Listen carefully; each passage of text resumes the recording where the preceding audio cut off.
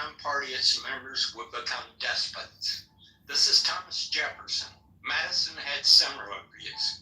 So while everybody here bemoans the challenge to the judiciary and its absolute power, Jefferson and Madison, the framers, the people that want to say we're in a constitutional crisis. Well, guess what, folks? These were the people that wrote the document. And this was their concerns about the judiciary, that we are willing to bow to on every question. And if you don't bow, then you are some kind of despot, an American, and insurrectionist. Well, Jefferson and Madison, the framers of our constitutions, had these very concerns. And Article 3, you might want to go back and look at it. And the Article 3 powers that's invested in the judiciary, you might want to review that because it's not as clear-cut as everyone may believe. So I think I think you're right on one specific point. Judiciary review, which gives the court its power, is an assumed power from a decision in 1803. It's not a written power into the judiciary. It's not in Article 3, Marshall. It's not Article 3. It's not Article 3 power. It is the court in which judicial review is not written in. It's become an assumed power by the court, was one of my points. Which it kind of bases the way the courts make decisions today. And if there were ever some major upset in the United States, I would imagine a party who wanted restraint of the judiciary would go to the courts themselves and make the argument, hey, this power is a power y'all assumed, it's not a power y'all were given. That's exactly right, because it's not enumerated in Article 3 of the Constitution. And like I say, for everyone that's wringing their hands talking about, the challenge to the judiciary and what in the world we're going to do, and the Constitution's about ready to fall into the ash heap and bin of history. Well, you might want to read what the people that actually wrote it and empowered these people to do thought about the potential for the abuse. There's been more federal judges that have stepped in on Donald Trump in his first term and issued rulings that basically stopped the executive from executing their executive power than in all the presidents preceded him. Well, so what we have to be real here, the argument is that district judges who have national power, there has been a theory on our side of the aisle that says that sort of national, I'm not remembering the word, not national empowerment, but national freezing momentarily of what's going on. Is that's assumed by a district court, not a constitutionally Article 3 created court. And that it's Congress who set up the district courts, not Article 3. And so there seems to be some back and forth in legal theory about that. And the way that it is practically done, injunctions is the right word. The way it's practically done, the federal district courts have been allowed to issue injunctions for at least all of my lifetime, if not longer. Well, my point being is that we've entered this group mindset that any challenge to these judges, that somehow we're shredding the Constitution. And I would, at the risk of being redundant, just reiterate, and I'll get off the stage here, that Madison and Thomas Jefferson, the primary founders and the primary authors of this document that everybody is so worried that the challenge to the judiciary is going to be burning, had these very concerns at the founding of this country. Jefferson, Madison.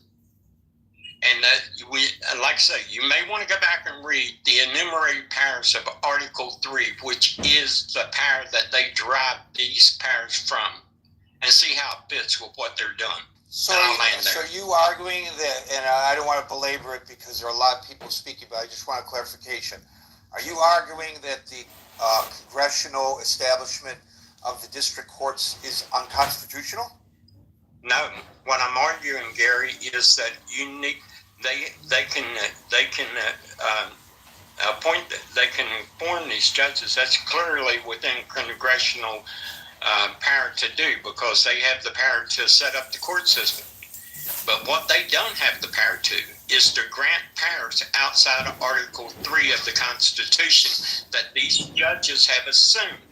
And here's another thing. Well, Frankie. okay. I want to keep it brief. I don't want you to continue the argument only because there's so many people on the stage, Steve. I just wanted you to clarify your. Yeah, like Marshall said, there was an assumption of power.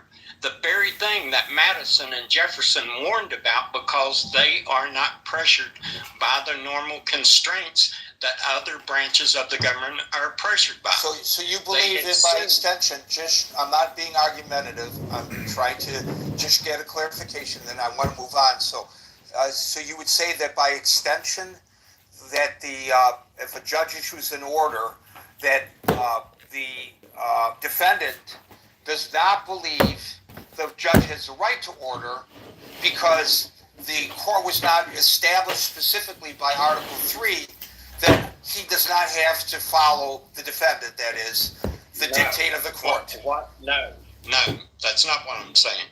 I'm saying Article 3 and the powers given to the judges does not allow them to trample on Article 2 powers. That's what I'm saying. And so then, hold on. This again is for clarification purposes, Steve. This is for clarification purposes. Again, I'm not being argumentative.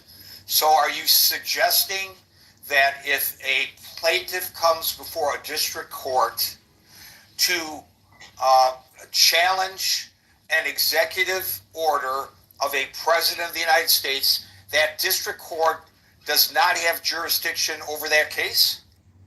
I'm saying it's unresolved if you read Article 3 and the assumption of power. Okay, but do I have standing? Do I have standing before a district court if I wish to challenge an executive order of a president? Do I or do I not? Well, I would have to go do a deep dive read, but I'm telling you, Gary, it's not as clear as a lot of people make it sound. Well, then I'm curious. Inferior courts. What are inferior courts? These are established in Article 3. Okay, hold on. We go one at a time. We'll go one at a time, Florida. My larger point, and I'll get out of the way. We could debate this ad nauseum. I'm not debating it. I'm trying to understand. I'm trying to understand the argument as I hear what you're saying. And that's why I'm asking you, because I suspect that other people are hearing it the way that I am, or maybe I'm a dunce and I don't understand and everybody else does. What you are suggesting is that a district court does not have the authority to rule on a challenge of an administrative executive order. And because that's what you're basically saying. He doesn't have to follow. It is not enumerated in Article 3. I understand it's not enumerated in Article 3. I'm not questioning that argument, but you just said that the Congress has the right to establish the lower court. So I am just asking. The Congress does not have the right to change the articles of power. Okay. But I'm going to move on. I'm going to move on, Steve, because you're really not addressing the question I'm asking. And perhaps it's my fault for asking the question in the manner in which I am. And I didn't mean to put you on the defensive at all. I wasn't arguing. I'm trying to understand your point, and maybe other people do. But I walk away from this from not really understanding your point. I don't understand it. Okay, Benjamin. If I had to just synopsis in 15 seconds, the idea is that the Congress has a set of enumerated rights that they're allowed to follow, and the courts have a certain set of enumerated rights they're allowed to follow. And if we're curious on what some of the original thinking was, looking back at Madison and Jefferson in the Federalist Papers, which I think is the part Steve did not say, is a key thing to looking at the differing arguments at the time in establishing those separate branches of government. They're key, both Federalist and Anti-Federalist. And Federalist were in some part written by Madison, and if I'm recalling correctly, Jefferson absolutely did write on the Anti-Federalist side. Right, I understand that part of what he was saying. I'm just asking I'm just trying to understand, based on that argument, whether a district court has standing for a challenge. I think if you're answering your question honestly, it would depend on what the constitutional challenge was, whether they had standing or not. In the same way that if I were to want to sue over something the government did, I'd first have to be the injured party, right? That I understand all that. That's not the question. I'm talking about the authority of the court to hear the challenge. I was just questioning him on that. I still don't have an answer. I don't need a history lesson about who said what back in the 1700s. I'm just trying to understand the point that he was trying to make. And I don't think anybody is qualified to explain it on his behalf. He has to come back up and explain it when he gets another opportunity. We're not going to invite anybody else up onto the stage because we have a million people on the stage. I want to get to everybody.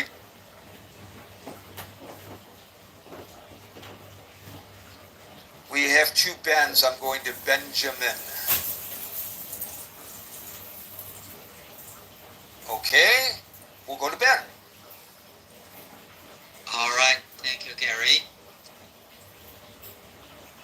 To answer the question whether we're facing a constitutional crisis, I think if we're not now, but we're definitely getting closer to it. If the constitutional crisis is, say, the end zone, we're probably 10 yards from it instead of 50. In fact, I think January 6th was even a closer time where we're facing a constitutional crisis.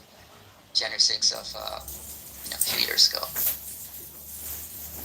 What I wanted to say is the danger looking at the past couple months is beyond the individual cases of USAID, DOGE, migrants, etc., is the sense that this current administration is not agreeing to the system where the balancing of powers between the judiciary versus the executive branch, and Congress for that matter.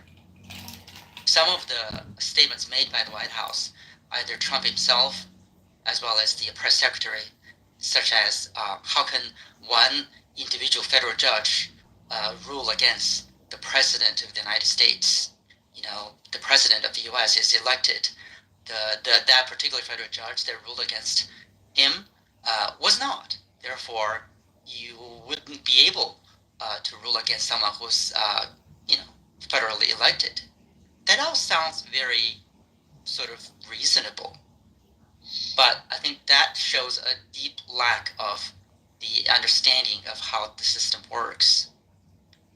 Federal judges, they do not opine on everything that a president or he or her administration does.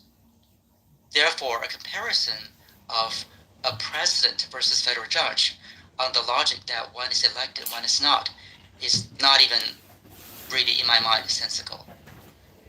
Federal judges have very extremely limited jurisdiction. They only opine on certain things. And one of those things would be constitutionality of presidential power or executive action. I would say there's one previous case, I think Marshall mentioned that before, that was decided in 1803, Marbury versus Madison. That's a very interesting case for those of us who are interested in understanding this potential constitutional crisis that we're facing. That case basically ruled that the Supreme Court, the federal judiciary, has the power to interpret the Constitution versus Congress.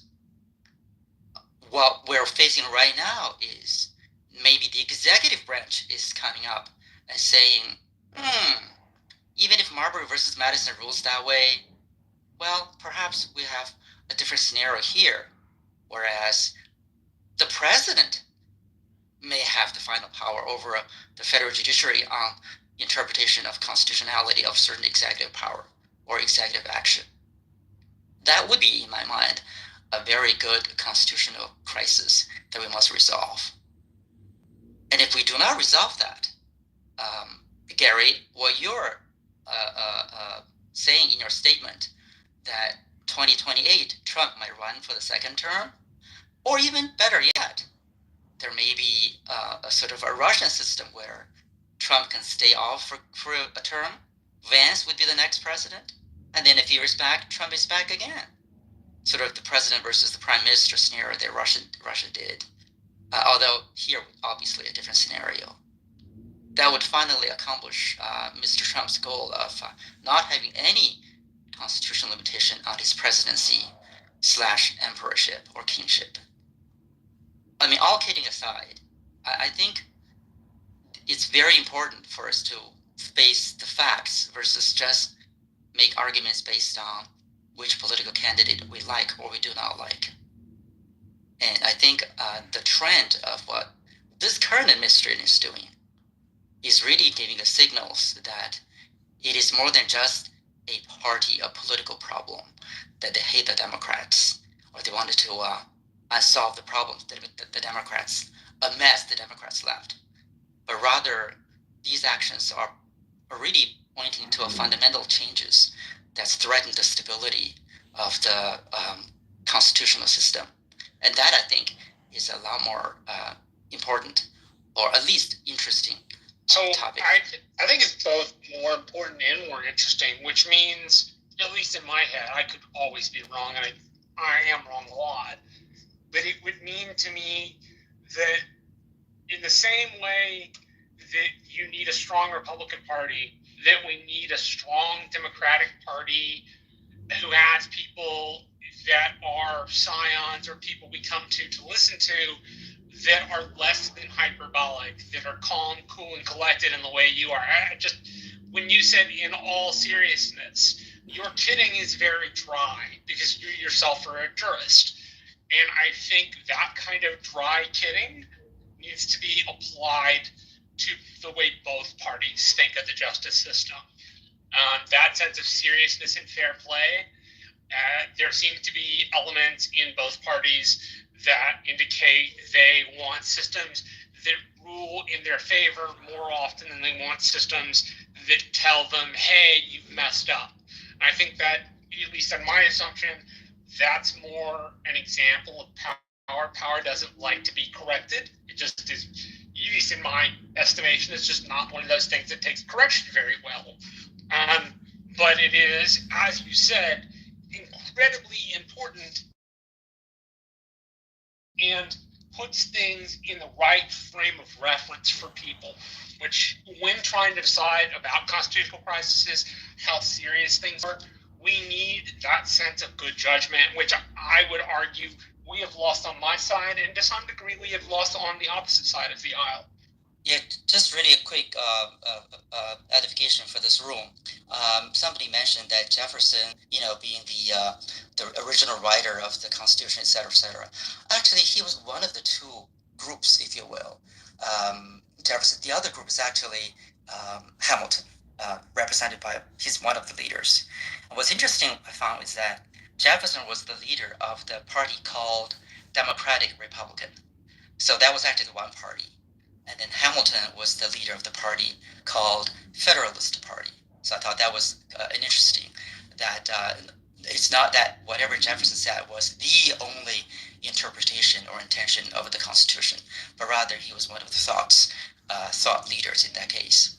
The last thing I want to say is that what's happening right now is really showing that our constitutional system is quite fragile, in the sense that it takes the leaders or the players, whether the president or the congressmen, senators, as well as the justices, it takes a certain sense of self-awareness or self-restraint to be able to respect the other branch, if you will. And Marbury versus Madison is a good example. After the ruling of that decision, the doctrine was established and then accepted, followed by Congress, which is that the Supreme Court is the final arbiter of the constitutional interpretation. Just imagine if that were not the case, where you have a party, one of the three players, that says, "I don't accept that." So that would mean that eventually we're going to come to the point where whoever has more guns, more power, that would actually win the argument, and that is not something unusual. Many governments in the world on this earth, they do that. So you can imagine, is that a direction that we want to go, where the president can say, "What the heck is this federal judge that rules against me? I'm going to order something that would be, within my power." And if you look at the three branches, I would say the president has more chance to win if he or she is able to delegate the military to get involved. And that certainly is not what I hope that this problem will evolve or devolve into in the near future. Thank you, Karen. Thank you, Ben. Florida. Oh, wow. Okay. So how do I follow that up? I cannot speak all the languages with the Hebrew accent, but yeah, he speaks them all. I mean, That was a Hebrew accent. God speaks like You think- Only You God think he sounds knows. like a... You think God says Torah? You think he says Torah? I don't think he says Torah. I think he says Torah, like a Yemenite. I think God might be a Yemenite. Well, I'm in the Garden of Eden. It's Adam. It's in Yemen. He's Iraqi then. No, yeah, Adam is in Yemen. Right. That makes you know. There's an interesting play that there's a guy at this app.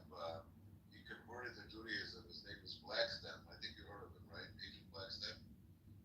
I don't So- know. He's a great guy. I'm telling you, I met this guy. He's the only guy I met in club. He's wonderful. And so he takes the word Eden, and you know how like in Semitic languages we double consonants and we double vowels too, right? And we have them and all that. So he took the word Eden and he split it to two.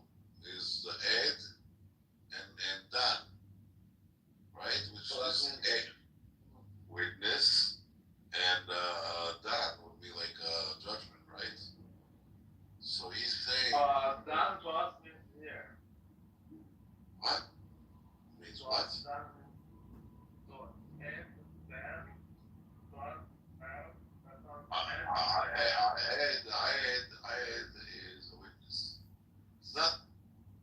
I agree. Influential group, though. That's important. Yes, I think it's going to be a lot of downstream from it. But the thing is, like, it's actually a very difficult problem to solve. Like, because I'm working on the same thing. You know, I'm also thinking about this, and my film is my attempt to address exactly this. Yeah. But I think it's interesting that Twin Peaks, the third season, actually, I think is actually probably one of the best responses I've seen so far because it's so unconventional. It's like nothing else. It's like nothing else that came before. I've seen the whole thing.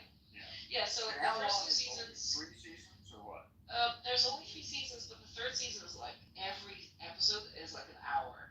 You know, like every one. Whereas in the first 2 seasons. But there's only 3 seasons, so that's it. There's only 3 seasons. Well, there's like 20 something episodes in the second season. I think there's about 12 episodes in the first, maybe 10. And then in the third, there's only 12, I think. But yeah, each one is just super long. Whereas in the first 2 seasons, they were shorter than that. I think they were like 30, 40. I had a 47 minutes class, And then. and I did like 5 out of the 8 assignments, and it went up to 82. That was crazy. Oh, period. Yeah. That's actually. Some sort of reprehensible damage to their reputations by honest actors. And I wonder what type of pussification of Democrats, what type of castration have they gone through to which they can't just, I don't know, fight the MAGA rhetoric with the MAGA rhetoric. Like, fight dumb ideas with good ideas and insults with insults. And meet dumb ideas plus insults with insults plus good ideas, right? And I think like it's just going to take a little bit more of that American spirit that the Canadian was talking about 20 minutes ago for anybody to even get something that resembles a government that anybody is going to respect for America to be codified again within the next decade or two. Hopefully. I kind of feel sorry, Florida, for those attorneys, though, because nobody wants to be defiant of a federal judge. And I guarantee you that it's an uncomfortable situation for them, that he keeps having them come back to answer his questions because, well, you didn't answer my question on Monday. You didn't answer my questions on Tuesday. You didn't answer my questions on Wednesday. Now we're going to wait till Thursday. You got one more opportunity to answer my questions. But on the other hand... Is he going to order him to prison? Well, I don't know. He ought but to. on the other hand, they have a client, and they have to represent their client in the manner in which their client wants them. And their client, in this case, is the President of the United States. I wouldn't want to be an attorney for Donald Trump, that's for sure. Thank you, either in the public or in the private sector. Thank you, Florida. Benjamin, are you here or no? Okay. Yeah, thanks. Okay, we called you earlier. Go ahead. Yeah, very quickly. It seems to me the constitutional crisis would occur after 2/3 of the Senate vote to uphold an act of impeachment, and the president decided not to walk out of the White House. That's sort of where the line is. As long as 2/3 of the Senate have sitting on their hands, it's just a circus. That's all. It's not a crisis. Thanks. Thank you, Benjamin. Merrill. I won't say that it's a constitutional crisis now. Your audio is real low, Merrill. Okay. Worse. Any better? Worse. Okay. How about this? Better. Okay.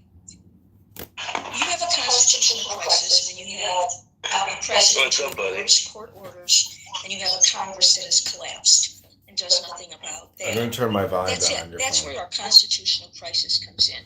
I don't want to get into an autopsy on the Democratic Party and what the Democratic Party's message should be. The Democrats aren't in office right now.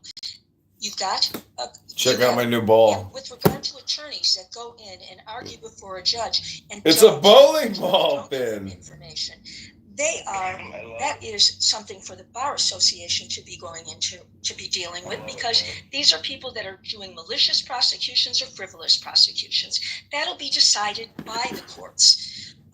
So that's my take on this. That it's not as, and if it involves impeachment, yes, it involves impeachment, and whether we like that or not, that's what it involves. AOC and Hakeem Jeffries are gonna impeach Hakeem Jeffries, the hero we need. AOC, the hero we need. We don't even have anybody. Stillwell, the hero we need. Decisions that came down when the judge ordered them to rehire a certain number of people, federal employees. There was quite a back on the job. Here's your bullshit card, kid. Was made, and you can read, and it sets out. Oh, Dr. Gordon is here. Welcome, Dr. Gordon. We're listening to Trump derangement syndrome in the Clubhouse Clown House. All of these things, and then comes the. And we're doing tarot cards. We aren't doing that. We aren't doing that. We're just going off the fly and saying, and well, this happened, Madison, this happened here. You argue the Constitution appropriately. You know the Constitution. And with regard to Trump's attorneys, they have a history of representing a bad client. And they have a history of having been at one time good attorneys. I'm about to hop in a peppermint bubble bath and be malicious with my new wife, Helga, from Norway. She's 21 and a yoga kundalini instructor. Because they do things that are clearly illegal and clearly unethical. That's what I just said. Ooh, Dr. Marshall, he's signaling. That's one more thing that can happen to them. The bar can take issue with that. The bar? What's the bar gonna do? Regarding as to whether or not the bar's gotta get involved. The Constitution says that. People argue about what the Constitution says all the time. I think you couldn't go a day without people arguing what the Constitution says. And where are you going to argue it? You're going to argue it? It's a book! Let's talk about it! You and I have argued about what the Constitution says numerous times over the last 3 years. So long as nobody on this platform is a constitutional lawyer, doesn't mean it's not doing the thing that Gary set it up to do, which was to be the topic for a talk show. I get that there are no constitutional lawyers. I'm not arguing with you. The question is whether or not we are in a constitutional crisis right now. Are we?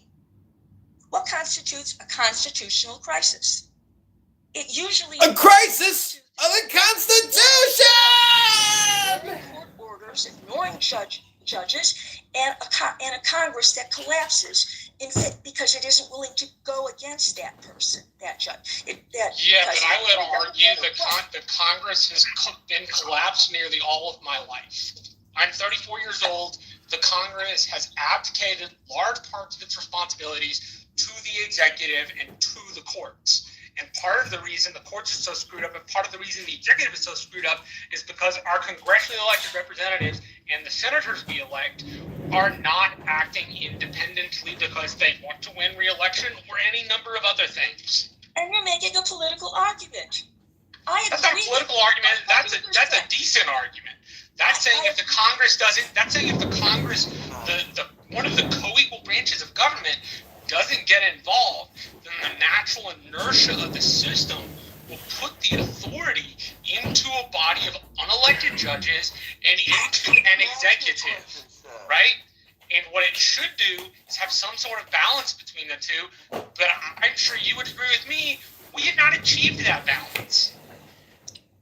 Marshall, if you have a president who ignores court orders, my tank is in crisis. what should be done? Then the courts in the Congress need to react. Then the courts in the Congress need to react, and the people of the United States need to react. As I said at the very beginning, I cannot tell to you all of the presidents that have violated district court orders, but there certainly have been more than Donald Trump violating district court orders. Yes, but let's just remember that when I set up, and you were here in the beginning today, the discussion, I was talking about various things in the aggregate. I wasn't talking about one order. I was talking about you're talking about aggregate overall. Yes. Right. So you remember, I read that story from the Huffington Post in which they quoted Steve Bannon on News Nation as saying that the president will, they want to see the president run for another term. So. Remember also, to a certain extent, isn't that though people looking at that and going, hey, this thing I know can't happen, and this thing I know that if a president tried to do, at least half or 3/4 of America would literally be in the streets for, isn't that making it a little more serious than it actually is? That's the question. As I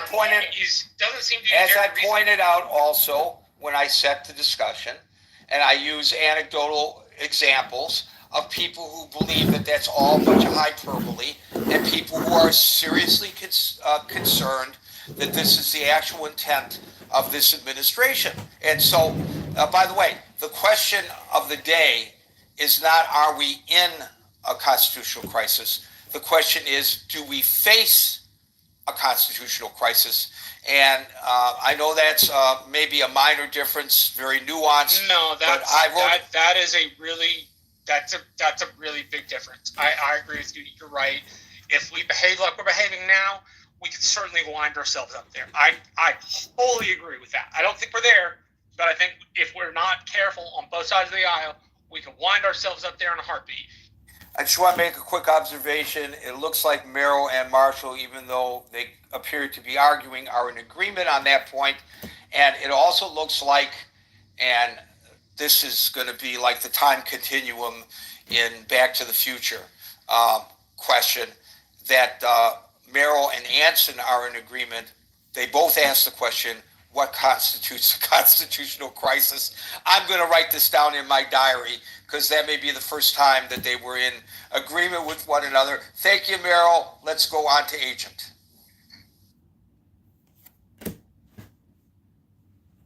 Agent. Sorry, I had to go from my mic there. Apologies. Look, I just want to say I think that the branches of government are intact. We have an elected Congress. We have a Senate. We haven't done anything crazy shenanigans except the normal, lobbying and all the things that are legal out in the open, Citizens United, all these things, lobbyists and super PACs and all that to get, almost by definition, corrupt people elected. So that maybe that's the real crisis if we really take a step back. But otherwise, according to the letter of the law, I think we're reasonably intact. If something happened with the flight or whatever, like the flight was already in the air after the judge's order, these are all just legal, like, minutia that can be sorted out easily in the courts. Those judges are still there. No one's like assassinated half the judges in the country. No one's holding guns to their heads or, you know, threatening their families in a meaningful way to rule a certain way. All three branches of government are functioning as designed. So I don't know why we're even talking about constitutional crisis. I think we need a lot more of a constitutional crisis. Not any of those bad things I mentioned, but, you know, we need to... The fact that we amend the Constitution like twice a century now or less, at our current rate is, especially given how much the world has changed and how many contradictions or like radical transformations we've gone through since the country's founding. I think it's a disgrace, an absolute disgrace, that the mechanism they've given us to properly update the source code of our country is just left there. And we squabble over really stupid stuff as a result, and further create situations where, you know, the public interest is not served because of all the places that people have found to take advantage of the citizens and the rest of the world. I don't know. Those How are are my... they taking advantage of the citizens in the rest of the world, Agent? I'm sorry, what's that, Marshall? I asked, how are they taking advantage of citizens in the rest of the world? The rest of the world has free choice and citizens have free choice, so what do you mean? I don't know what you mean by free choice. I think the U.S. is a global... has gone from being a breakaway colony. That's easily understood. One has the ability to... You say free choice. I think the U.S. exerts enormous power throughout the world. It's maybe it's a declining hegemon, but it's a hegemon that exerts all kinds of pressure. I don't think you can say that these countries are free. It's like I could put a gun to your head and then be like, you're free to choose now. No, hold on. What is the problem with the United States having stitched together a global order at the end of World War II, of which we were the hegemons? What is wrong with that? The situation evolved, Marshall, but what my point was that we haven't updated our source code. If we want to be a global hegemonic empire, I'm going to stop this line of discussion because it's way off topic. And I got 1, 2, 3, 4, 5, 6 people, and it's already 6:20. So I'm going to move on to Les and Alan. Heads up. Thank you, Gary. Les.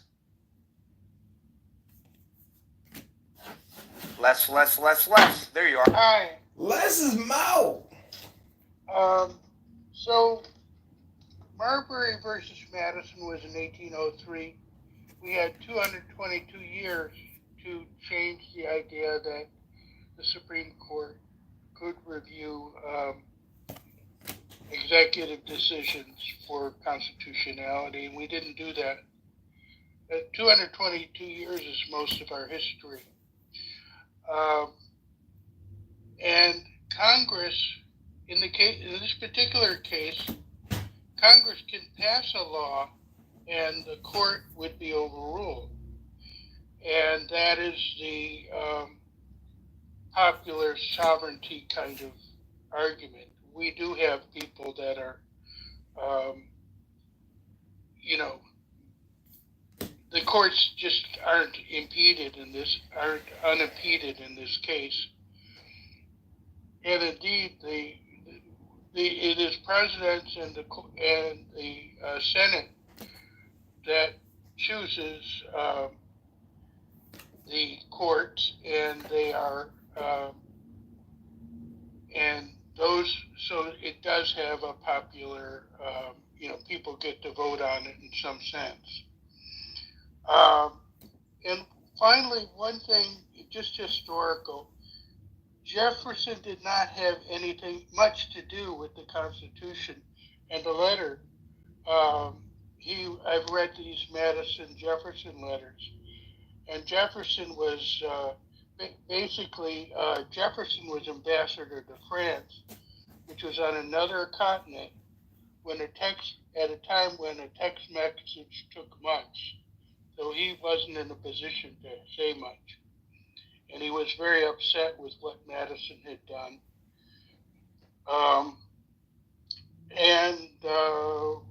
What else? Was there anything else? Let me look at my notes very quickly. I think that's it. No, one more thing. President Trump is always testing limits and will take as much power until he gets pushback. Thanks for listening. Thank you, Les. I don't know why additional people are getting up on the stage, but we're not going to get to everybody as a result. And there are other people who are trying to get on the stage. The chat is where you're going to have to go to make your points. So I'm just going to tell you that we're going to go to Alan, Daryl, David Mahalib, and Steve will get the last word. Alan. Gary, I'm going to be super quick. Number one, I thank Marshall for his point of view. He does not fit in my definition of a cult. Number two, I really like your questioning of Steve, and I think he should go back and study Roosevelt's idea for the judiciary, because while that was downgraded tremendously by the press, I have listened to his speech and studied it, and I think he had a really good idea. I don't have time to go into it right now. Number three, I absolutely agree with Agent. We need to update the source code, and that's why I think it's time for us to seriously consider a national referendum process. Part of that is because the Republican Party is broken, and in many cases it is a cult, and I will leave it there. Thank you. Thank you, Alan, Gerald, David Mahalib, and Steve. Gerald. Hey, yeah, so what exactly would constitute a constitutional crisis? Being the question is interesting, because it's like, how would we even know? I mean, I think sometimes context gets lost. And look at what is, like I said, one of your other rooms, Gary, look at what is happening right now. We have an entire system of government that in many ways is being dismantled in front of us. And all you really need is a moment or an incident or just the right number of votes to permanently change something. So the pushback being, well, it's not a constitutional crisis because of this or because of that. Well, maybe the right inciting incident hasn't happened yet. You know, we have precedent with regards to terms, right? And I'm going specifically to the Steve Bannon thing. Steve Bannon, regardless of what people might think, Steve Bannon has Donald Trump's ear, and they talk to each other. And if Steve Bannon is willing to go out in public and say that Donald Trump will run and will be elected, anyone who thinks this is hyperbole is simply not paying attention to the facts on the ground. We only need an incident. We only need a moment. We only need a spark to have something that would cause either an executive decision, or some type of thing that would make this a reasonable solution. Like, so for example, Roosevelt, what if towards the end of this term, we're now in war, and his Congress, because it is his Congress, decides that we want to extend his term. The idea that it is impossible for these things to happen, it's just not based on history. And people want to make these arguments about Congress and 1803 and all of these things when most of Americans didn't even have the right to vote.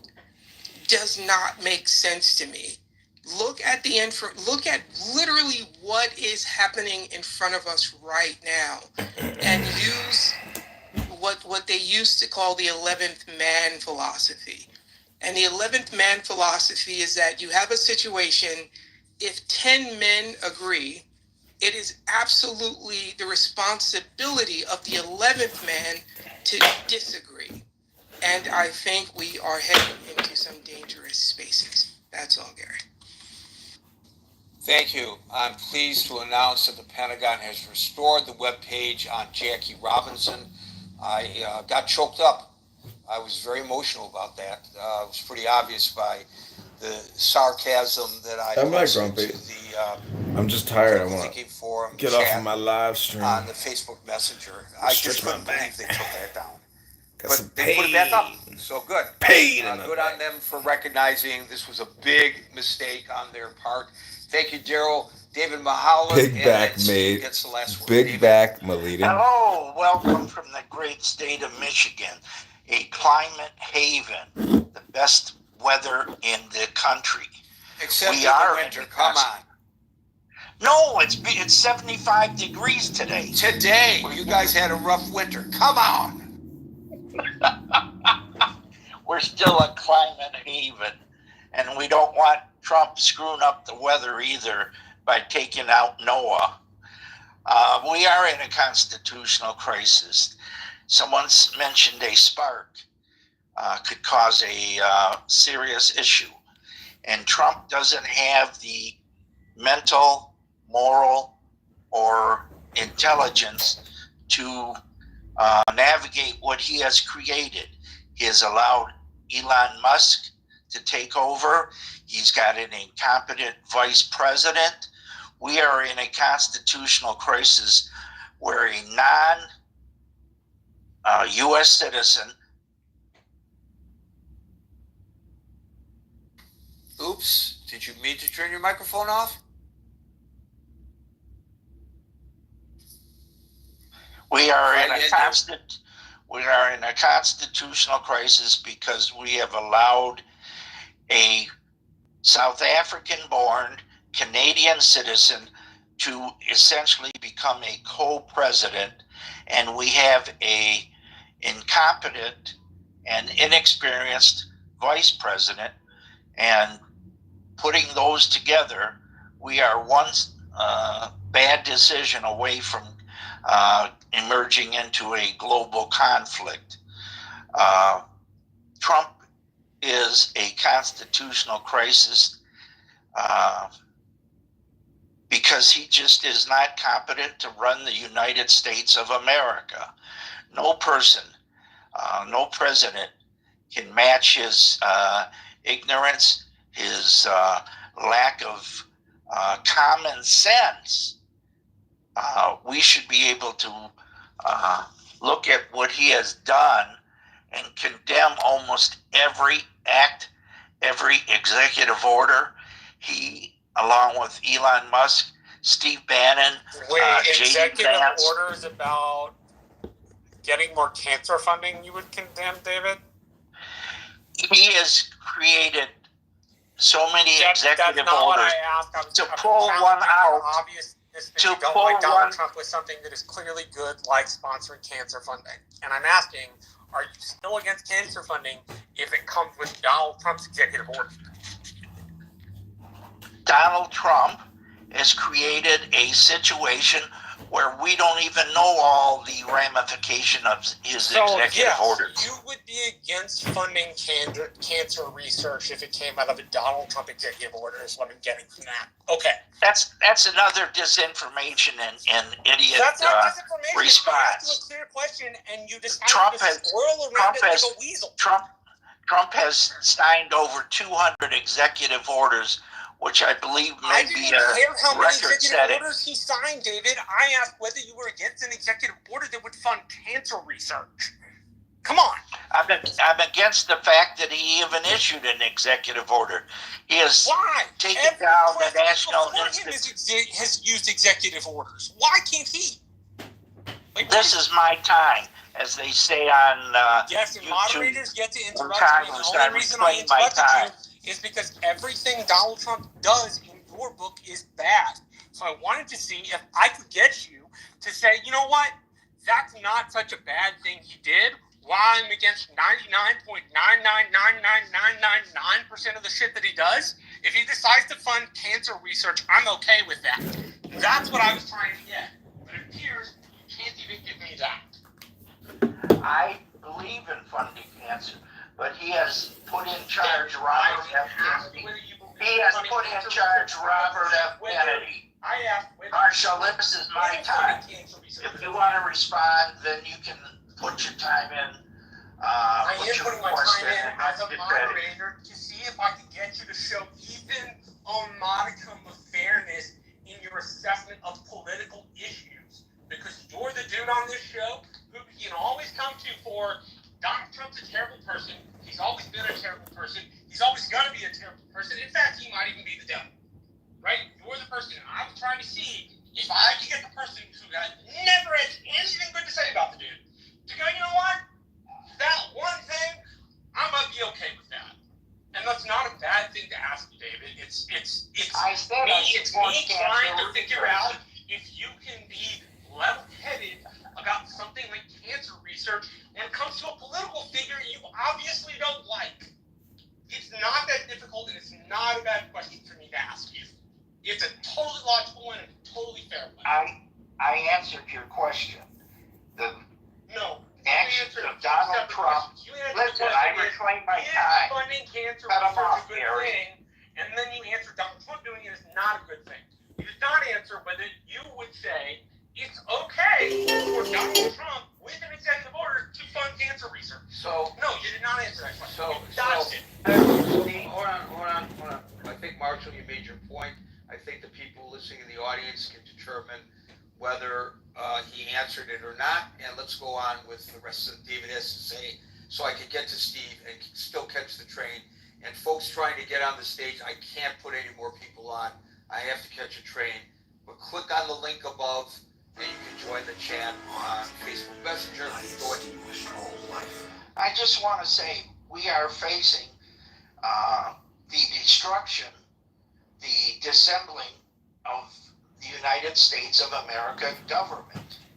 You do not go into any business, you do not go into any meeting and throw out all the people or all the things. Please don't scroll. I'm just trying to. Please don't scroll. I'm just trying. About to be discussed. There's a way of reforming government by taking a serious look at each department and doing a thorough job of evaluating the mission of the department and whether or not the department is fulfilling that mission and who is not necessary to the fulfillment of the mission. So what Trump is doing is taking apart, bit by bit, the United States government. Putin, Xi, Iran, and the rest of the world, even our allies, know that Trump is forcing a constitutional crisis. Everyone knows that Trump is incompetent and not able to properly enunciate U.S. foreign policy, U.S. domestic policy. Everything he has done has disrupted the legitimate purpose and the protections of government that every American deserves. You do not fire veterans en masse. You do not take and dismantle departments that service millions and millions of people. Anyone who defends the actions of Donald Trump since his inauguration is doing a disservice to the United States of America and to the world. Our allies are frightened. Even our enemies are delighted with the actions that Trump has taken. There is no debate about that.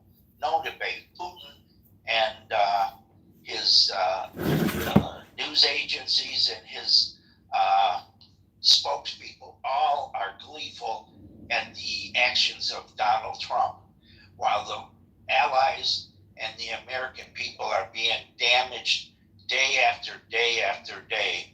I've lost $50,000 in the stock market since Donald Trump has become president, because he doesn't know economic policy. He doesn't know what to do, and he's allowing Elon Musk and Steve Bannon and others to and other incompetents to run know, we're straying a little Yes. off the topic here, so thank you. And plus, I got He has destroyed the constitutional protections of millions of U.S. citizens. He has taken away our freedoms. You cannot just deport a United States citizen because you don't like his politics.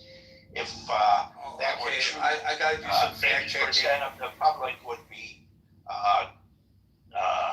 deported for being Trump supporters. Okay, I want to do a little fact checking here. Of America. I want to do a little fact checking here. No U.S. citizens, to my knowledge, have been deported. If you're referring to Khalil, he's a green card holder, but he's not a U.S. citizen. And the other thing is, Musk is a United States citizen. He got his citizenship in 2002, which was the same year that he founded SpaceX. Steve, you get the last word.